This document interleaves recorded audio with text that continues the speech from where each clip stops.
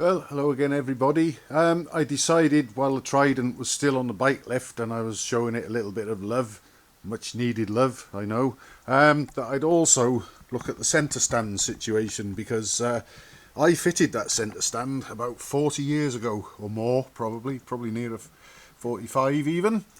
Anyway, I did what I could with it at the time, and it involved using, I think it was an old bed spring and a couple of bolts I found that were the right threads to screw in, and we'll come to them in a minute around the other side.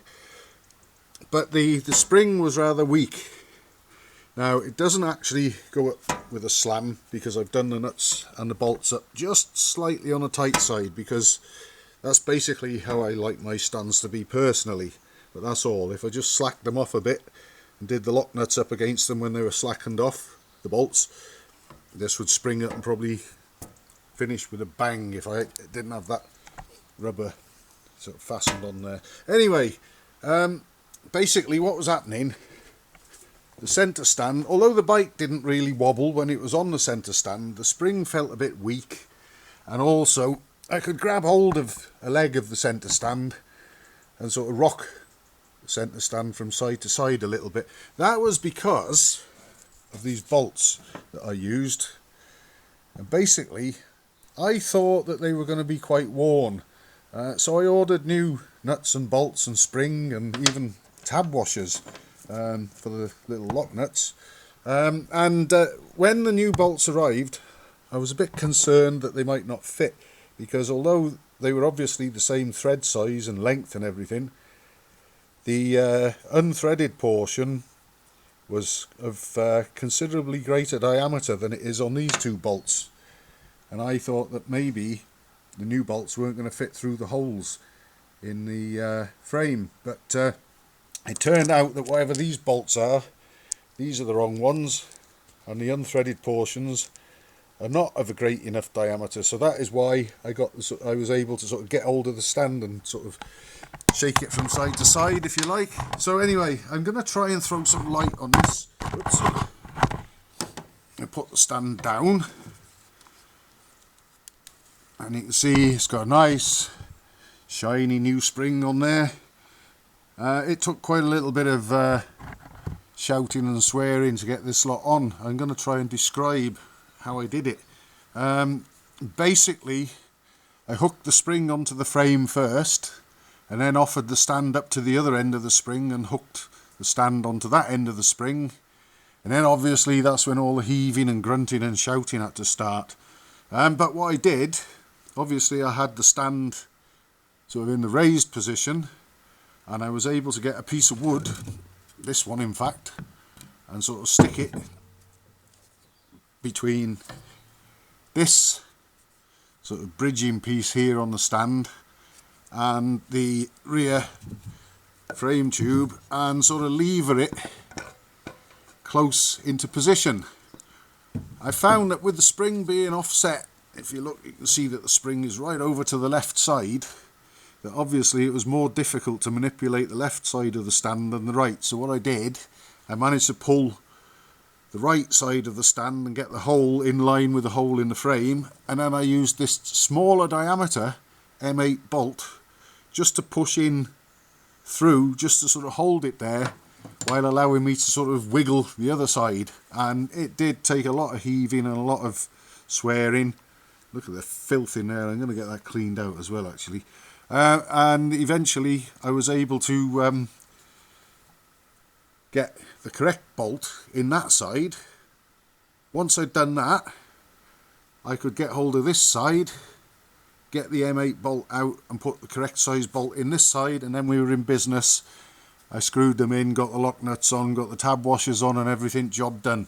But it's quite interesting to see that when I originally did this job of fitting the centre stand all those years ago, I actually must have hacksawed. I got one nut of the correct thread size and split it with a hacksaw to make two out of it. The reason is probably twofold. Perhaps I only had one nut of the right thread, but the other reason would be obvious if we look at the frame again where the stand bolts on. Hopefully we can see that there. and those nuts are very slim in order that they clear this frame tube here, so they have to be slimmer than standard anyway. So two birds, one stone. I obviously got one nut, split it more or less in half with a hacksaw, and had my two slim nuts.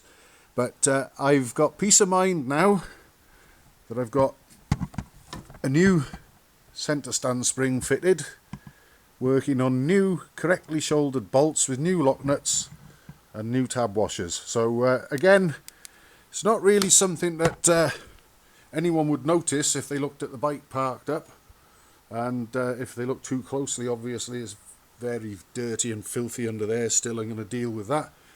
But if I can bit by bit hold the fort and keep this bike reasonably presentable and running and working well, that'll do for me. Because what I've got to consider is, from time to time it gets suggested, why don't you strip that bike down? Why don't you restore it?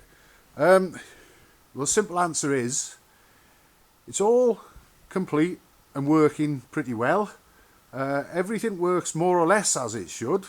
The bits and pieces that don't work quite as they should are still reasonably tolerable, such as the weirdness with the left side indicators and so on, which is now the situation's been improved, ironically, by fitting a 6-volt bulb in the rear one. But I'm 61 now, and just imagine how long some projects take. Can you imagine, with all the other work I've got on other people's bikes, if I did have the time and space to take this thing apart and say, right, I'm going to strip it right down to the bare bones and get the frame repainted and everything, and then, oh, while it's out, I've got some leaks around the rocker boxes and the pushrod tubes. There's nothing major, but they're there. Might as well take the head off and blah, blah, blah, blah, blah, blah, blah. All of a sudden, I'll end up with a Trident that used to be very, very enjoyable on the road and reasonably presentable, if not looked at too closely, resulting in it'll be just in a pile of bits in loads of boxes. And like I say, I'm 61 now. Time goes by in a blink of an eye. Before you know it, I'd be 70 and it would still be in boxes. Then what happens? Oh, well, perhaps my dodgy back and my dodgy knees and things will be even more dodgy by then, and perhaps I won't be able to manage it anymore. Perhaps I won't get the time to put it back together. Perhaps I never get round to restoring it. So that is why it's staying as it is, and just from time to time I'll use it. From time to time I'll do odd little jobs on it to try and keep it in decent enough fettle to be enjoyed, and that way we should be able to see my time out with it without missing out, waiting for things to happen while it's all in boxes doing nothing and festering away, and probably ending up getting sold dirt cheap as a project. So it's going to stay as it is, as are most of my other bikes, if not all of them. But it's getting a little bit better all the time, and that's what counts.